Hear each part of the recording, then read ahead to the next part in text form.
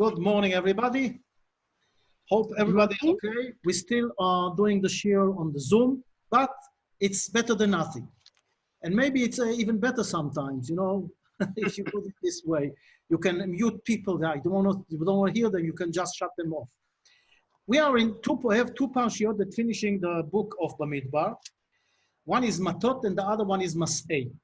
And I want to talk about two, I don't know if we can get to the other issue, but two very important issues. One is the power of speech, and the other one is putting things in the right proportion regarding money and life. The first issue is when we see something very interesting is happening in our Parsha, when the Parsha starts with that we should keep what we promise. In other words, if you promise something, keep it. And this is very suitable for our days now that we hear all those promises from everybody, and rather than talks, but a lot of times there is nothing behind. Nevertheless, after the last election also we heard a lot of talks, and a lot of things have changed from the time that they were talking to the time it came to real action. וידבר משה אל ראשי המטות לבני ישראל לאמור, זה הדבר אשר ציווה השם. איש כי ידור נדר, and Moses talked to the heads of the tribes, to the sons of Israel, לאמור, to say, that's the thing that God ordered us to do. איש כי ידור נדר, you should not, if you vow something, or you swear, לאסור יסר על נפשו, לא יחל דברו, you should not, let's say, you should keep your word. לא יחל דברו, ככל היוצא מפיו יעשה. Everything you say, be behind it. Now, there are a lot of very interesting explanation about what we're talking here about. First of all, we have to understand that the power of speech is what makes the difference between us and animal. And the power of speech of Am Israel is at a higher level. Because as we know, that is Akol Kol Yaakov, the voice is the voice of Jacob, והידיים ידי עשיו, and the hands are the hands of Esau. In other words, the Goyim, they use a sword. They use their hands. We use our mouth. Our mouth is the tool that we use, and we have to understand that this is a secret view. This is a holy tool, because when we see in the Reshit, Vayipach be'apo nishmat chayim, that God put in the spirit, the neshama also says onkelos, Vayipach be'apei nishmat chayim. We're talking here about the Holy Spirit that is put into us, and how do you use it? Ruach memalela, says onkelos. Ruach memalela. 1 minute, I see there is something on the waiting room. I don't know why it's not allowing people to go in. Who is on the waiting room? Okay. I don't know what I did here. Okay. I hope that everybody got in.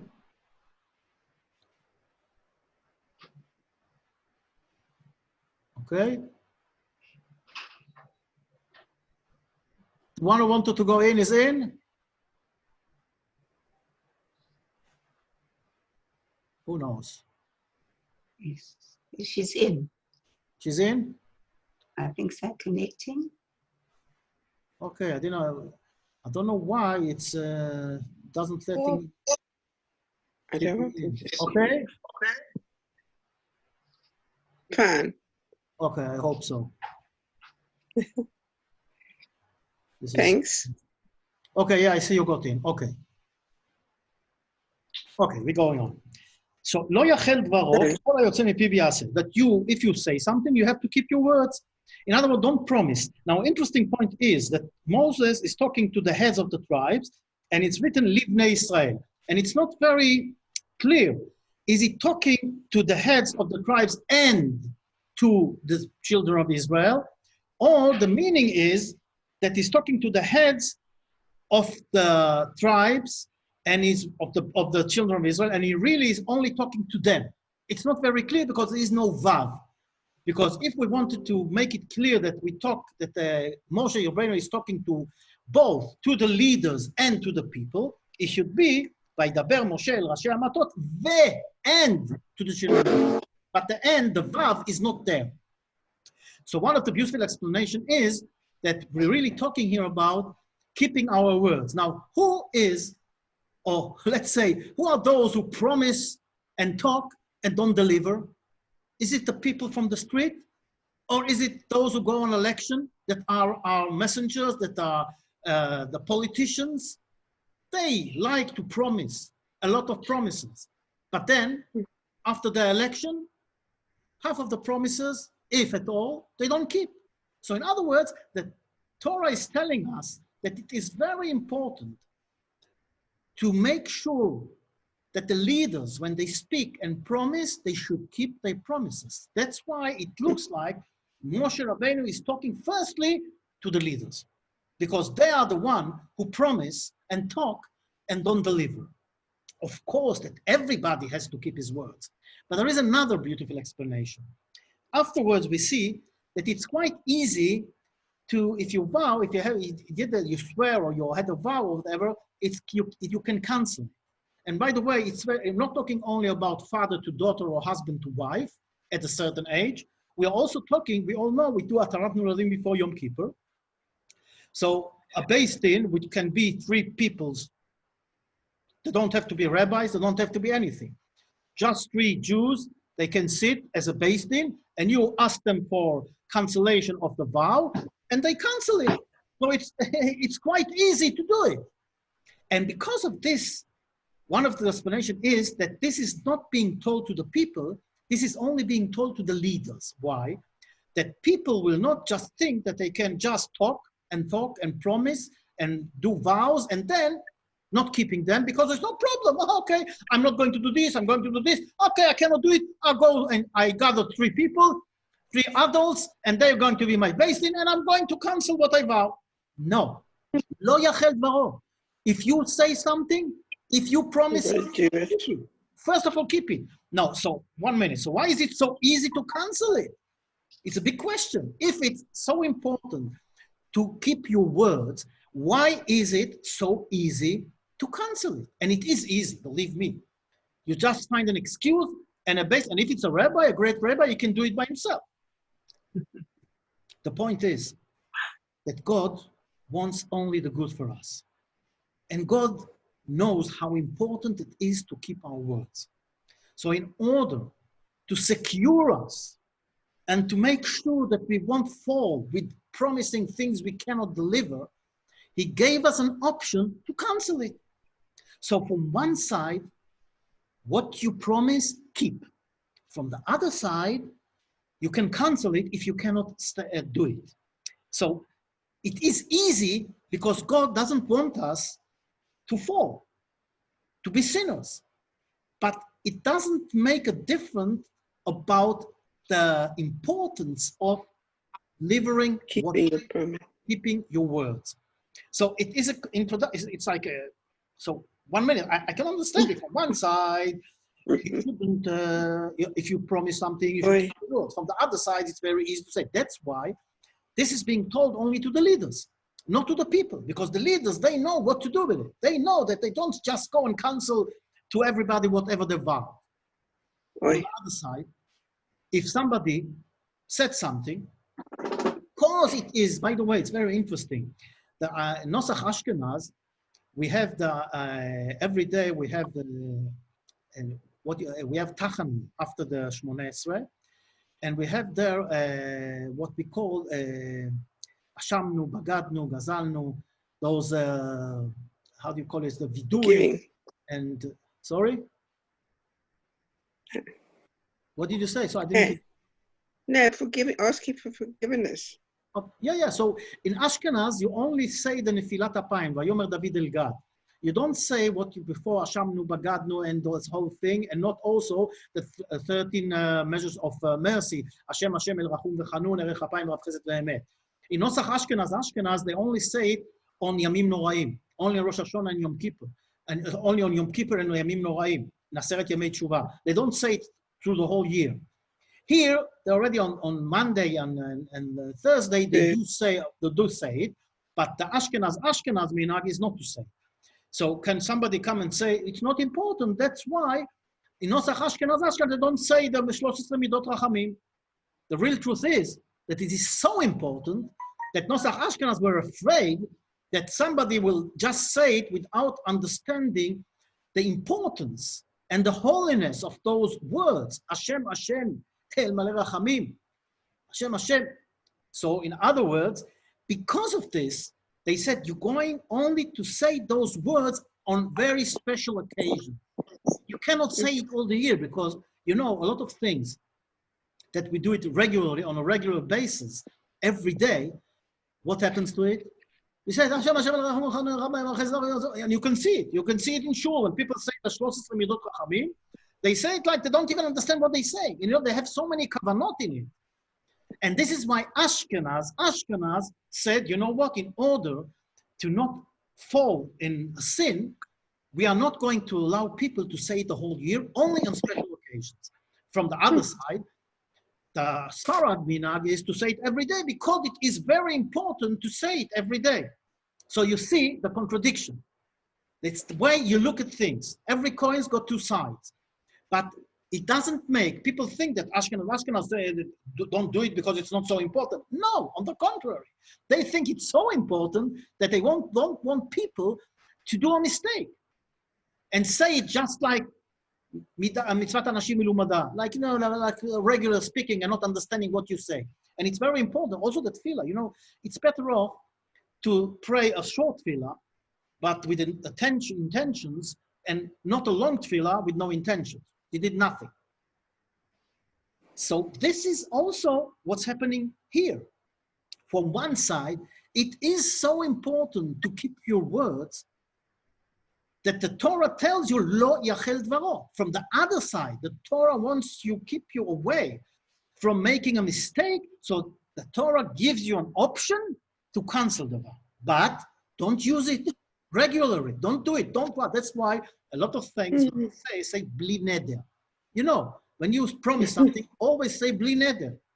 Because if you do something 3 times without saying bli neder, 3 times it's like that's already you make it as a minhag of you, and you have to do it, go on. You have going on to it. So this is why we say bli neder. So now we understand that the importance of talking. There is another interesting point here. Lo yachel dvaro, as we say, for Am Yisrael, that's a holy tool, the speaking, the power of speech. So you should talk nicely, nice words. Don't talk with a dirty language. Don't swear. Be aware of the words you're taking out of your mouth. Lo yachel dvaro, yachel in Hebrew, it's lechalel. How do you say lechalel in English? Chilul Hashem, how do you say? Against. Sorry? Desecration. Desecrate. Exactly, desecrating.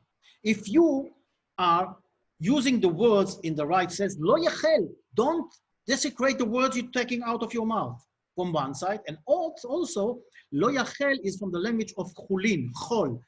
Yemei chol. Yemei chol is the days of the week. So you should make sure that you don't talk just like they talk in the street.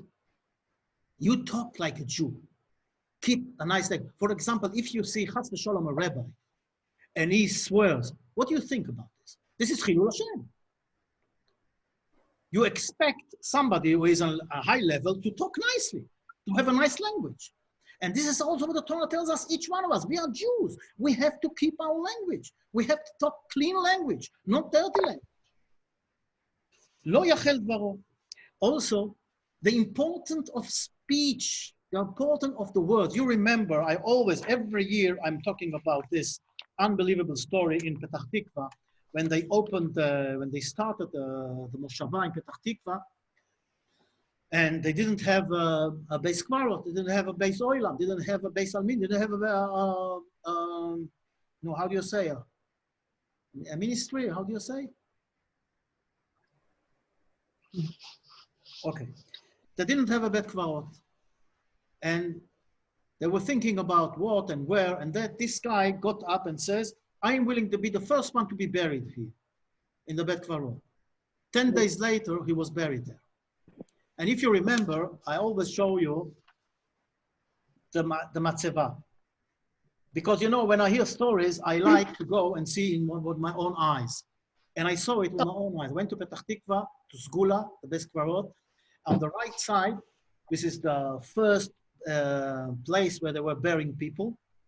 Looked through the headstones, and I found this stone, which is written, Ish Galmud, a lonely guy who did Aliyah here to Israel, together with the people of his town, and they settled in our settlement, and he was saying 10 days before he died, when he was healthy and whole with his body and soul, ואמר, and he said, הוא לא היה מתנגד, he wouldn't mind להיות הראשון, to be the first one in this בית קברות. And this is, you know when he was buried? Yud Tishrei. Yud Tishrei means 10 days after Yom Kippur. Unbelievable. So we have to be very careful with what year? The year is Tarmat. Tarmat, I don't know how, it's not written here in English, but we're talking here about A long time ago.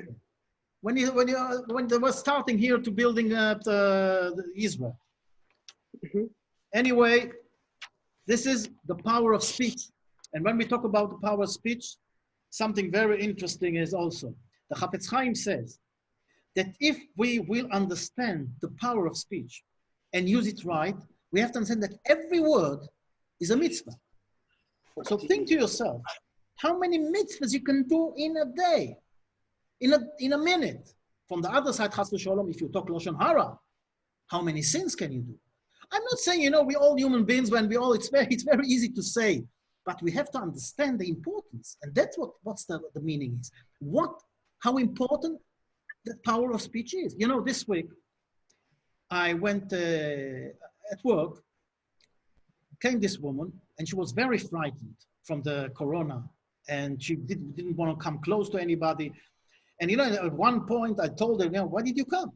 You could took a delivery. You didn't have to come here and take the stuff by yourself.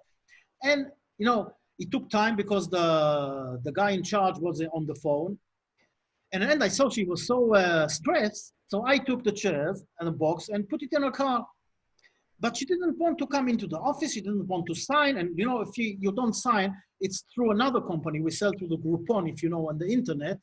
And they take from us and they pay us, but only if we have a signature that the customer got the stuff. So she has to sign. She didn't want to sign. She didn't want to come close. A whole big thing. At the end, she wants to go out. I said, you know, if you're going out, I'm going to take the chairs out. You're not going out. We can cancel the deal. Nothing happened. I took the chairs out. So what is this lady doing? She's taking the chairs in, and she wants to go on to drive without signing, which means, and I'm telling you, you are a thief. If you're going out here without signing, you are a thief. And then I went behind the car in order to stop her from going. Eventually, they slipped it into it, and she wrote crazy people on the invoice, whatever. But the thing that really aggravated me, my son, we wanted to do, he likes everybody to be satisfied. So he phoned her to visit, and the answer we got and what she written on the WhatsApp was so ugly. And you know, she called me and my wife two kshishim metorafim. You know what kshishim metorafim is? Crazy old people. And this is like, really, you know, you don't talk like this. You know, a few days ago, I talked with a bus driver. He said, you know what? This is nothing. Somebody was coming out to the bus, and I told him to put the mask on. Mm-hmm. You know what he said to me? Stop, you old stupid guy. You know, this is using words in the worst way you can. And we don't realize the power of words. From the other side, if you talk nicely to people, the influence of the good things that we do is unbelievable. My friend Phil sent me an unbelievable story about, where is it? This is very interesting, really unbelievable story. I'll find it in a minute.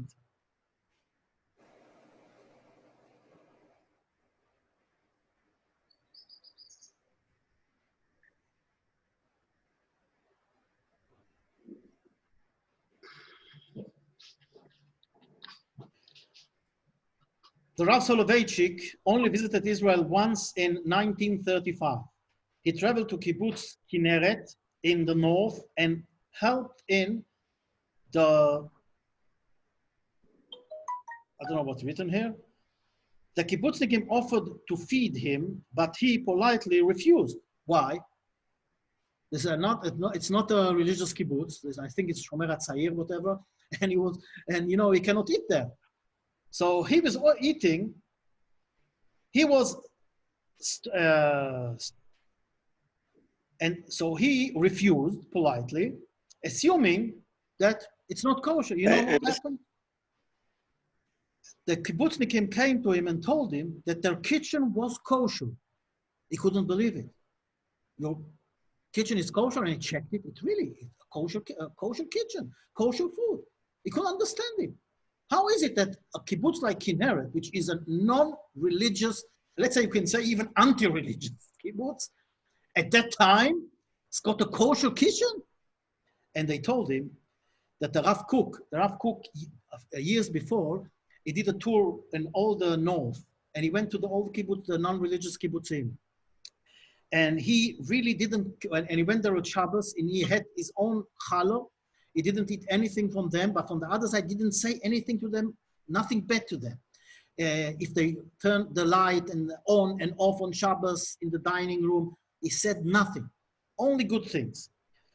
And even as I'm reading to you, the same Lanshan, he never criticized the kibbutznikim, even as they were turning the lights on and off in the dining room. When Shabbos was over and he was saying goodbye, he added, and next time we'll eat together. The next day, the kibbutz threw out their old plates and koshered the kitchen. Rav Soloveitchik saw Rav Kook as a truly religious person. You know, he was very religious. He was a Haredi, from a point of view of religious. And he says, who inspired even with a few words, he concludes by saying Rav Kook's approach worked better than any cherem. You know what a cherem is?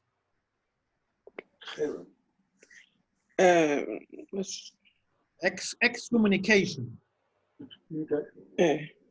It's like when you say you're not allowed to talk with them, or not allowed cherem, like you have cherem. How do you say?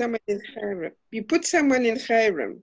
Yes, in cherem, that's what I'm talking. So, in other words, the power of speech has, let's say, a good side and has a bad side.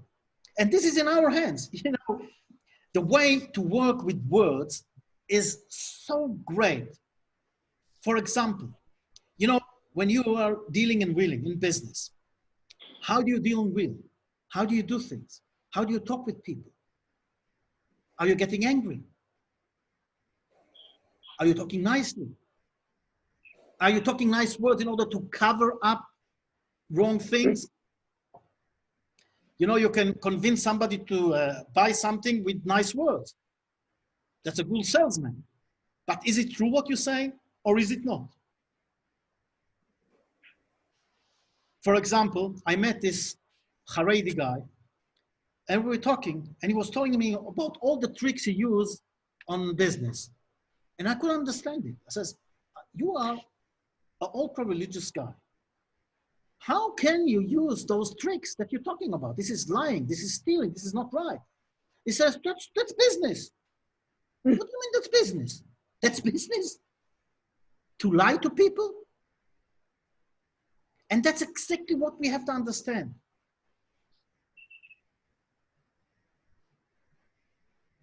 It's like, you know, this guy is selling you you bought a washing machine, and he comes to your house, and you know this thing, and he tells you, no, you need this and this in order to make the machine work right, and the water will not damage the machine, that there's the stone in the water. Did it happen to you in life? When you bought a new washing machine, that the guy was trying to sell you other things in order to help you with working the machine? Did it happen to you? To me, it happened in a lot of times. And I'm asking, 1 minute, did I buy a machine that doesn't work? It's like one day we bought a few water machines, and the guy that comes to install them, he started, what guarantee did you take and what line was? I said, the normal one. So, oh, you did a mistake. Because if you want things work properly, you need to have a special payment for special unit to put in order to really purify the water. What do you mean? I bought this machine in order to purify water, and you telling me that if I don't buy this thing that you're offering me, I cannot purify the water, so why did you buy it? You know, the first minute I didn't know what to do. And then I thought to myself, what's this? You know what? I'm canceling the deal. What do you mean? So when he heard I'm canceling the deal and canceling the payment, suddenly everything changed. He come with me. And then he told me, I want to talk with you alone. And then he told me, you know, they told us when we come to the customers to try and sell them and take more money. But the real truth is that you really, this is a part of the deal. You have to get this part with the payment you did. You don't have to add anything. Do you understand what I'm saying? This is using the power of speech, because the guy who sold us the machine didn't talk anything about it. And this guy changed everything with his words. And if I wouldn't, let's say I'm sure that a lot of people agreed and paid him whatever he wants. So we can talk more and more about the power of speech, but I want to talk about something else very, with a few words. And this is one of the unbelievable things that also happens in our parsha. When we get to the moment in Perek, 1 minute.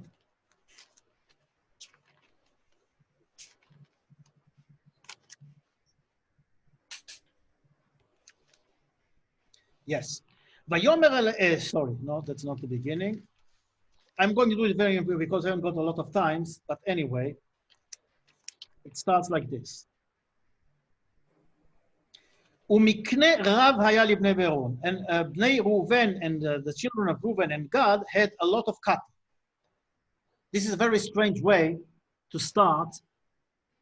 1 minute, I see there's somebody else waiting.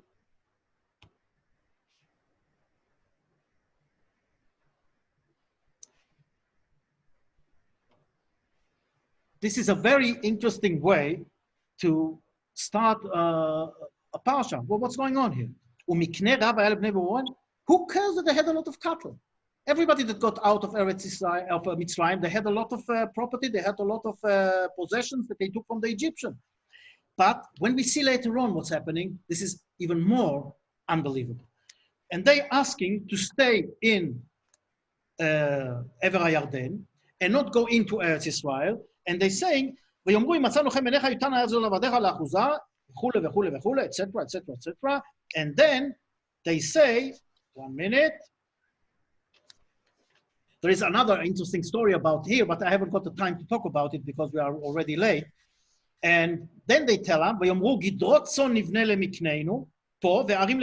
going to build a place for our cattle and houses for our children and women. What did they put first? Cattle. Cattle, the property, the possessions, the money.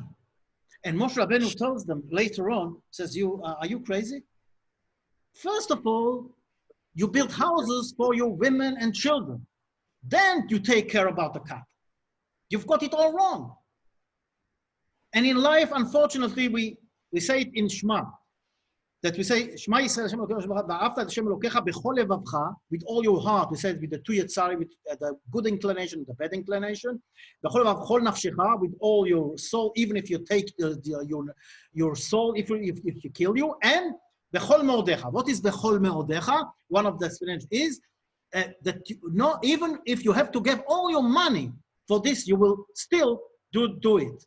In other words, says the explanation, there are people that the money is more important to them than life. Is it true? Is it true or not?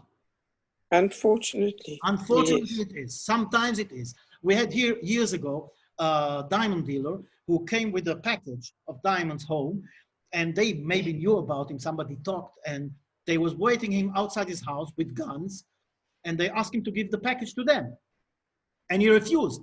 He was fighting with them, and you know what happened? They shot him. They shot him, killed him, unfortunately, and also took the diamonds. So he lost both life and the money. And this is what Moshe Rabbeinu is telling them. And they realize it eventually, and they change what they say, and they understand that the more important thing is life than money.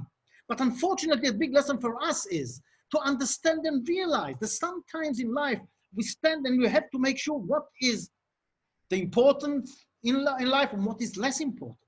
What is it all about? And that's exactly what's happening here. Sometimes we look at the possession and the money that is so important for us that we forget that life is more important. And we have a lot of examples for this. And by the way, because of this, years later, we say the Gemara says that in this area were a lot of murderers. This is, by the way, a very interesting thing, because in our parsha we see that they're building 3 cities for those who killed by mistake, and 3 cities are being built in Ever Yarden where there are only 2.5 tribes. And you know how many cities they built then for the all other tribes? Also 3. This is unreasonable. How can you? For all of Am Israel, they built 3. And for those 2.5 tribes, they built also 3. Why do they need 3? Because inside, the life was not, let's say, they had missing with understanding the value of life. Because for them, other things were more important. So then because of this, because you know, what is killing by mistake? It's not you were not careful enough. Because if you are going to be careful, a lot of things wouldn't happen. A lot of accidents wouldn't happen if people were more careful on the street. But because of this thing that this balance that is wrong, we do those mistakes. So the Torah is telling us 2 important things that we learned today. First of all, whatever you say, keep your words. Lo yachel varo. Talk nicely, because our power is the power of speech. So we have to use it wisely. Talk nicely. Don't curse. Don't talk nasty. Talk good to people and don't talk nasty to people, because you have an influence. The influence of the mouth, of the words are unbelievable, as I told you the story. And from the other side, you have to understand what is important in life. Talk nicely and also understand what are the values of things, what is more important and what is less. Money is important, but life is much more. And living life of Torah is more important than anything. And living life of Torah means that you keep your mouth and you talk. Lo yachel varo. You shouldn't talk dirty words. You shouldn't talk nice, and you shouldn't promise things that you cannot deliver. As we said, from one way, the Torah is telling us, Lo yachel varo, what you promise, keep your words. From the other side, it's so important that the Torah gives you an option to cancel what you vowed that you did in order not to fall in this. In other words, let's use the power of speech in a wise way and understand value of things and put things in the right proportion, because life and life of Torah and talking nicely, it's more important than anything else. Have a nice day, all of you. Thank you.